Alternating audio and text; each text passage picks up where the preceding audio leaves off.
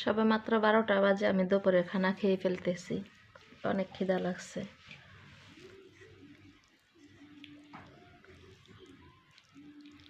গাছের শিম দিয়ে নিরামিষ পাক করেছি, তার সাথে হয়েছে ব্রয়লার মুরগি।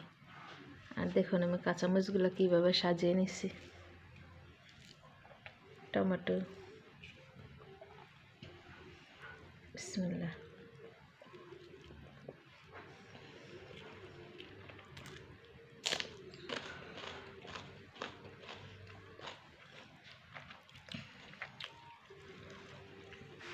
আজকে লার্কির চুলায় পাক করছি, খেতে অনেকটাই মজা হয়েছে।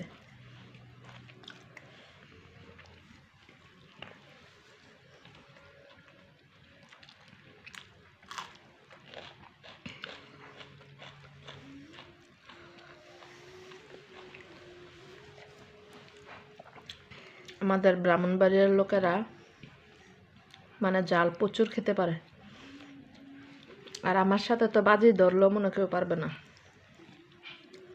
এক প্লেট ভাতের সাথে 20-30টা মরিচ অনায়াসে খেয়ে ফেলতে পারবো।